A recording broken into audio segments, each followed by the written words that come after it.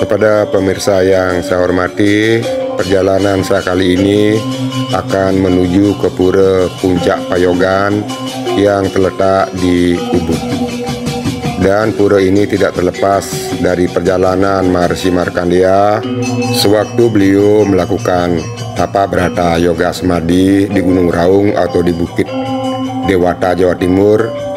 Maharishi Markandeya mendapatkan pewisik Sangyang Prajadipa atau Sangyang Jagatnata agar membina dan melakukan hiasa kerti terhadap kawasan desa-desa di kaki Gunung Agung.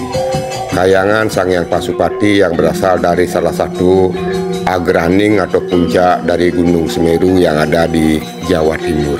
Setelah Maharishi Markandeya mendapatkan pewisik, kemudian beliau mengumpulkan 800 orang aga yang akan mengiringi perjalanan beliau menuju ke Gunung Agung yang terletak di Bali Dwipa Mandala.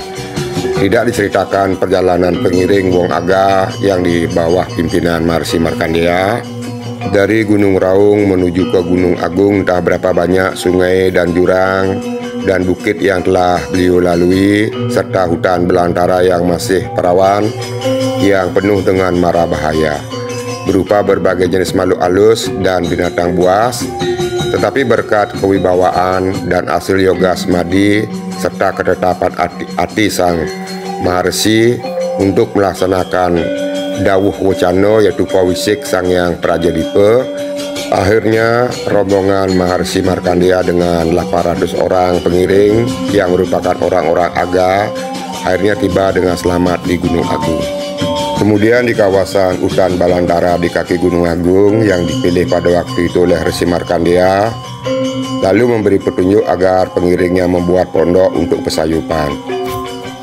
Setelah semua pengiringnya membuat pondok, sang Maharishi lalu memerintahkan agar semua pengikutnya mulai untuk bekerja merabas hutan yang masih lebat dan sangat sakral.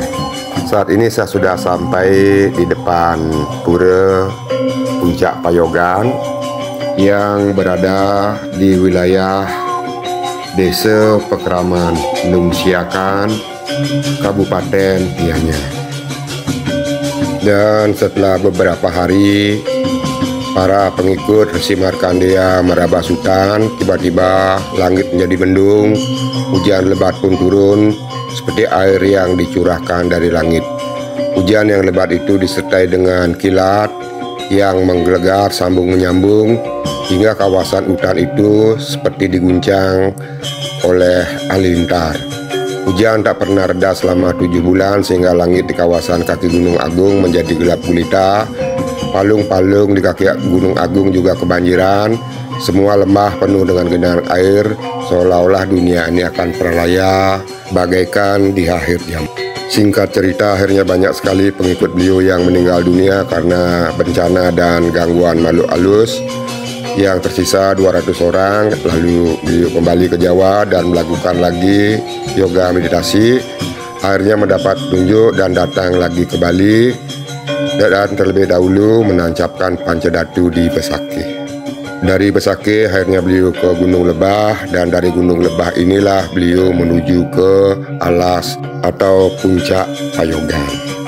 Puncak Payogan ini awalnya adalah sebuah hutan yang sangat lebat dan banyak ditumbuhi oleh pohon-pohon yang besar. Saat ini saya sudah berada di depan Candi Bentar yang menghubungkan bagian Jabayan Pura dengan bagian Istaning Mandala dari Pura Puncak Payogan, dan di sini terdapat patung.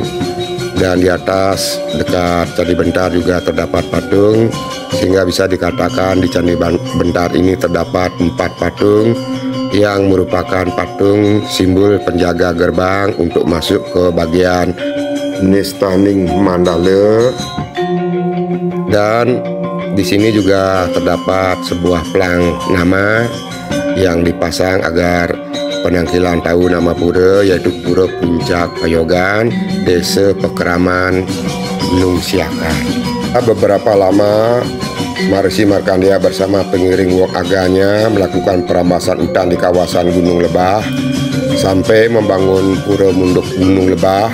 Dengan rangkaian upacaranya kemudian Maharishi Markandeya terus melakukan tapa brata yoga semadi di sana. Sehingga berkat yoga semadi itu rombongan Maharishi Markandeya dapat terus menikmati kerahayuan. Selanjutnya setelah melakukan peninjauan lingkungan di sekitar kawasan Gunung Lebah itu, kemudian rombongan Sang Maharishi Markandeya melanjutkan perjalanan ke arah utara dari Gunung Lebah itu.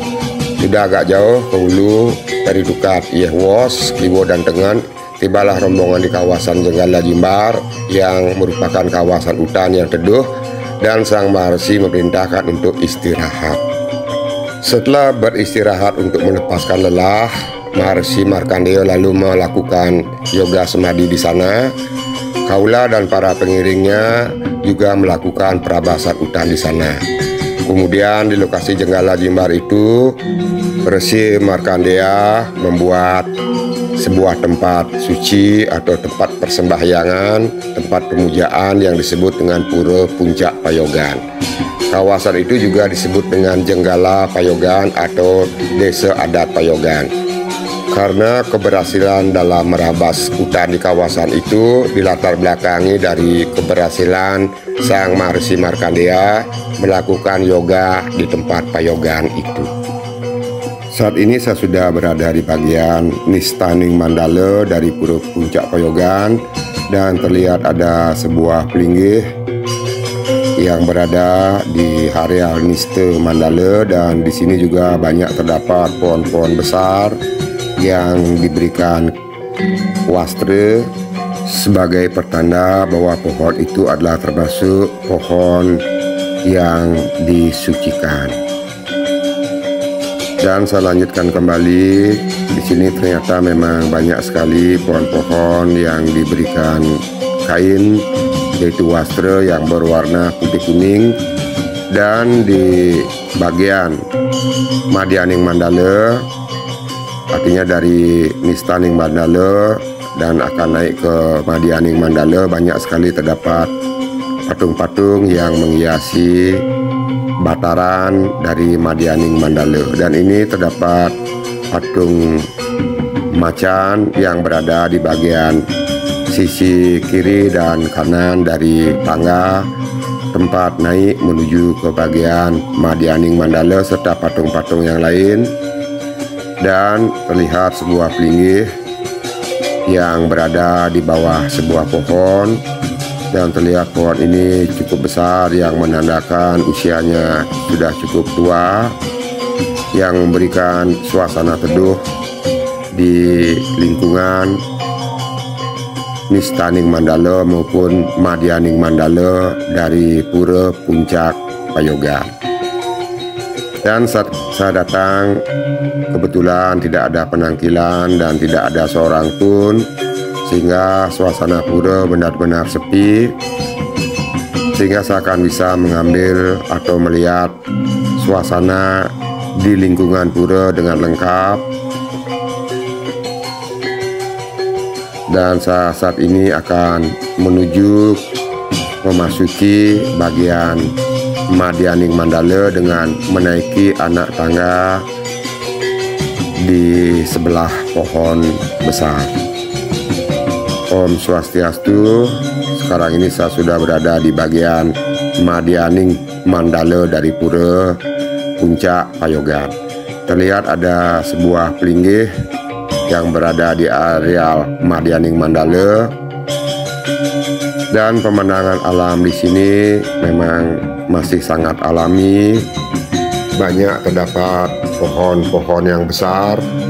Memang di Bali pohon-pohon adalah merupakan salah satu yang menambah keindahan dari tempat suci yang ada di Bali, yang tentunya pohon-pohon ini akan sangat berguna untuk menghasilkan udara yang sehat dan bersih. Dan ini adalah bagian lain dari Madyaning Mandala, yang mana terlihat hutan yang berada di belakang yang mengintari dari Pura Puncak Payogan. Di pura ini memang tidak ada penyengkar keliling, artinya penyengkar atau tembok pembatas hanya berada di depan, sedangkan bagian kiri kanan dan belakang tidak memiliki tembok pembatas.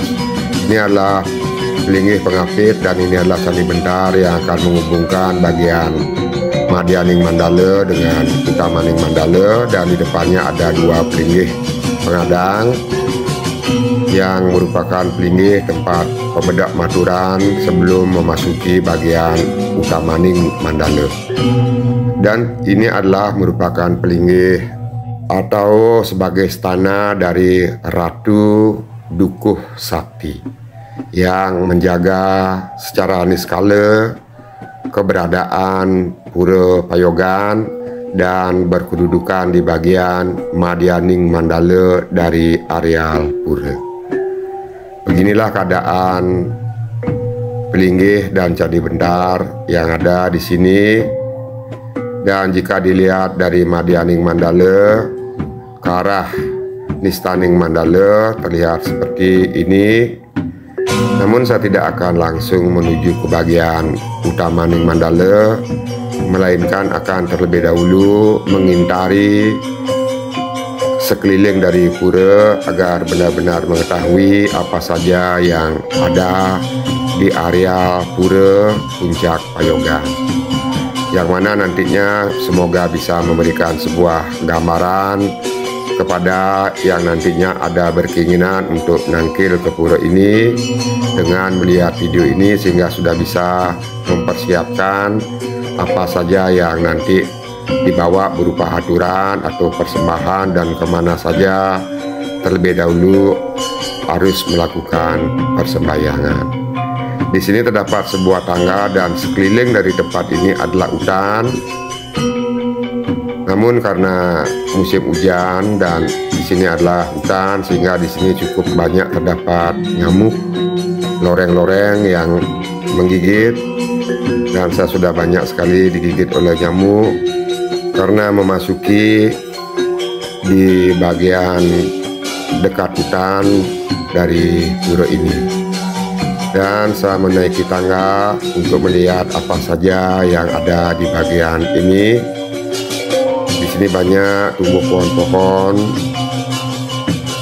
dan ada juga berupa patung-patung dari batu yang diletakkan di bawah, dan ada lap-lapan sebagai tempat ngaturin canang ataupun persembahan.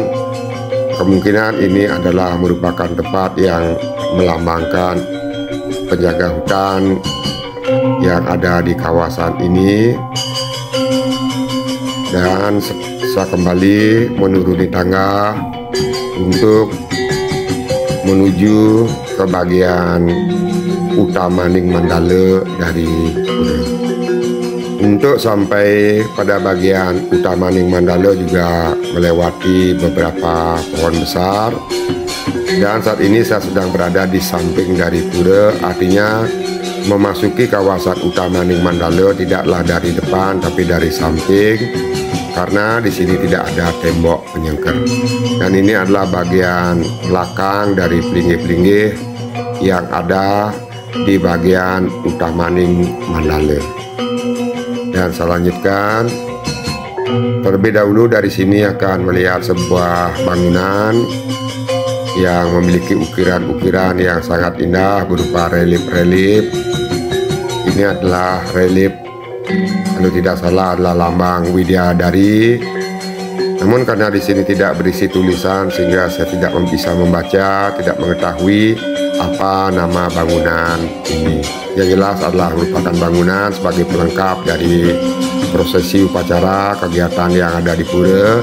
Dan ini adalah Candi Bentar yang menghubungkan Madyaning Mandala dengan Utamaning Mandala, yang bagian depan Candi Bentar terdapat aling-aling sebagai simbol bahwa sesuatu tidak akan langsung masuk ke bagian lurus ke bagian Utamaning Mandala. Dan di belakang aling-aling terdapat sebuah pelinggih yang memiliki ukiran-ukiran pada badan pelinggih yang berupa batu. Demikian juga pada bagian atap penuh dengan ukiran. Terlihat di kejauhan pohon-pohon yang menjadi pembatas dari pura, sekali lagi saya katakan, pura ini tidak memiliki pembatas pada bagian samping dan belakang, karena dipercayai jika dibuatkan pembatas akan ada pohon rebah dan menimpa dari pembatas tersebut, sehingga tidak lagi dibuatkan pembatas pada sisi kiri kanan dan belakang. Dan selama tidak dibuatkan pembatas itu tidak pernah ada pohon yang tumbang, apalagi mengenai pelinggih-pelinggih yang ada di pura ini. Dan di sini ada pelinggih paruman, yang mana merupakan pelinggih pada saat ada upacara dijadikan sebagai tempat pesamuhan atau beliau-beliau yang berupa Purwaning Daksina atau yang lainnya diletakkan di bangunan ini, yang mana bangunan ini juga memiliki hiasan patung-patung yang sangat indah. Dan ini adalah pelinggih Pawedan yang penuh dengan relief, ukiran, dan juga terdapat patung. Dan ini adalah sebuah pelinggih namun tidak berisi tulisan, yang mana di pelinggih ini terdapat bedawang nala yang diikat oleh 2 ekor naga. Dan bangunan ini cukup tinggi sehingga untuk naik ke bagian cangkem dari pelinggih harus melalui tangga, sehingga tidak bisa langsung dari bawah akan meletakkan canang ke atas, melainkan canang ditaruh di lap-lapan, karena bangunan-bangunan yang ada di sini memang cukup tinggi.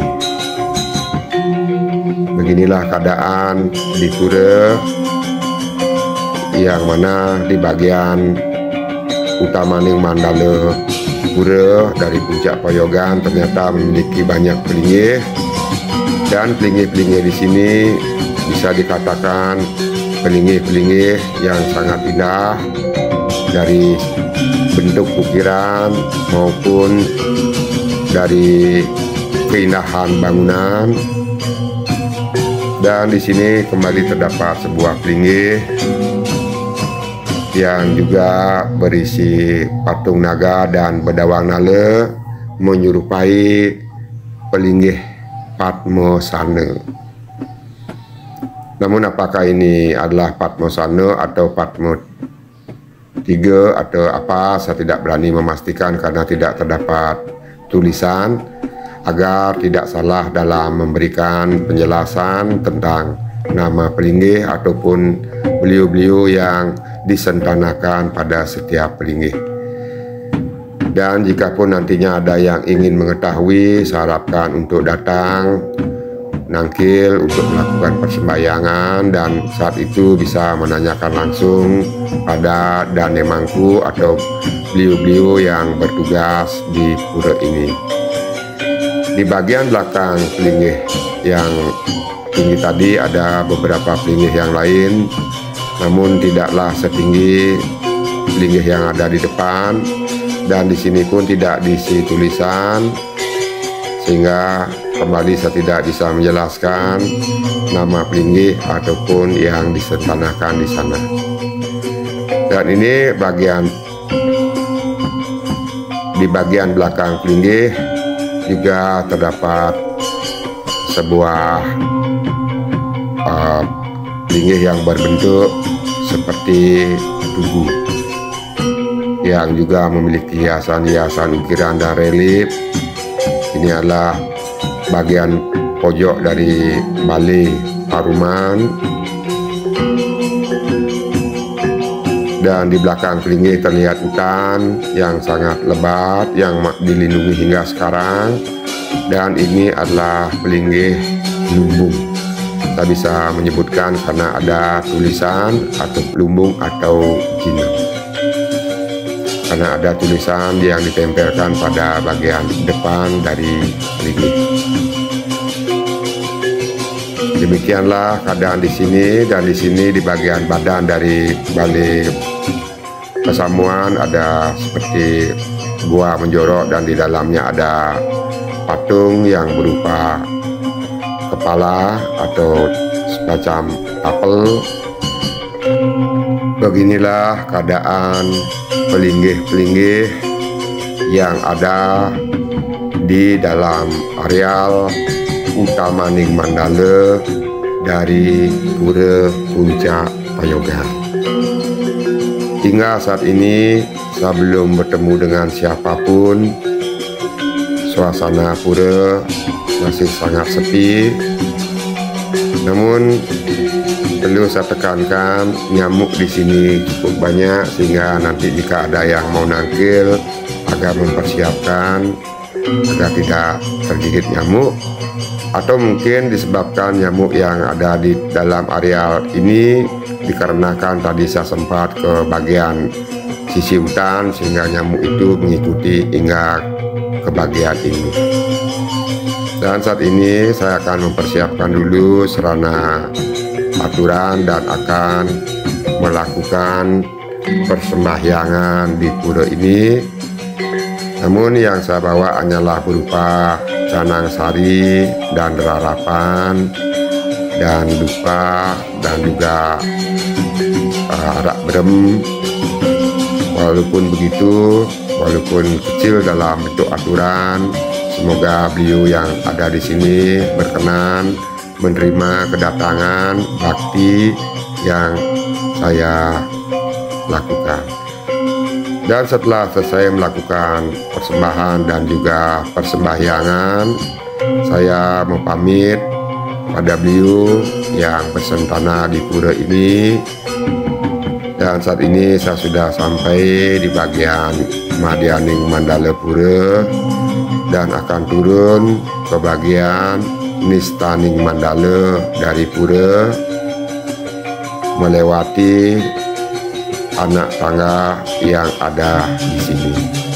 Namun saya ingin melihat sekali lagi keadaan pura, karena sepertinya tak jemu-jemu memandang dari keindahan ornamen-ornamen beserta ukir-ukiran yang ada pada pelinggih-pelinggih maupun bangunan-bangunan yang ada di pura ini.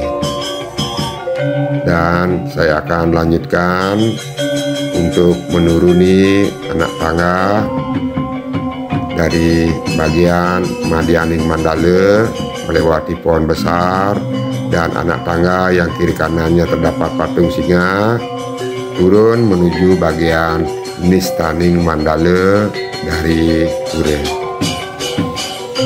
Di bagian Nista Ning Mandala ini juga